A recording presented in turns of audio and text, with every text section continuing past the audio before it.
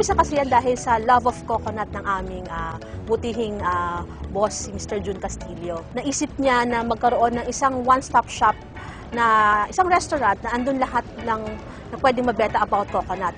From food items to drinks, even yung mga gift items. Pangalawa, dahil gusto namin tumulong sa mga coconut farmers. We made it a point na lahat ng items namin na pinifeature dito sa loob ng Coconut House, we use coconut one way or the other. Nireview namin yung iba't ibang mga putahe sa buong Pilipinas, kung ano ba yung, halimbawa sa regions ng Bicol o sa regions ng sa Tagalog, ano ba yung mga putahe nila na gumagamit ng coconut.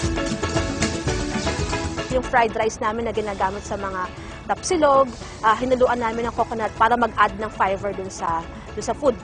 The butter that we used to saute dun sa fried rice, we use coconut butter. Ang ginamit naman namin doon sa pagbe-barbecue ng liempo at saka ng chicken, gumamit siya ng coconut honey. Halimbawa, yung coco okay talaga, traditionally kalabasa ang ginagamit natin doon.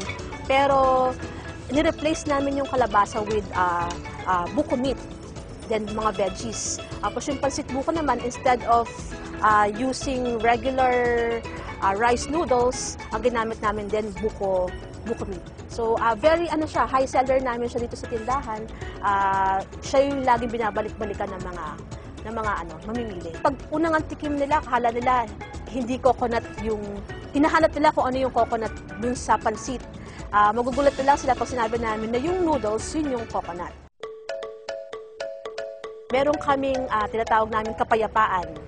Yung kapayapaan is basically our coconut float. So it's a fresh coconut juice topped with coconut ice cream. Unique din sa Coconut House yung kami lang yung unang-unang gumamit ng Dan Dairy na ice cream. So meron kaming 100%, ang tawag namin sa coconut ice cream namin is Fruity Coco. Very reasonable yung price dito sa Coconut House.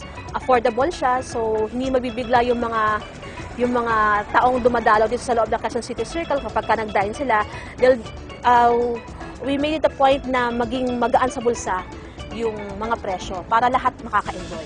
Gusto namin ipamahagi sa sambayanan na you can enjoy coconut hindi lang sa na buko juice. Pwede mo rin siyang ma-enjoy sa mga pagkain, pwede mo rin siyang ma-enjoy sa iba't ibang klase ng mga drinks.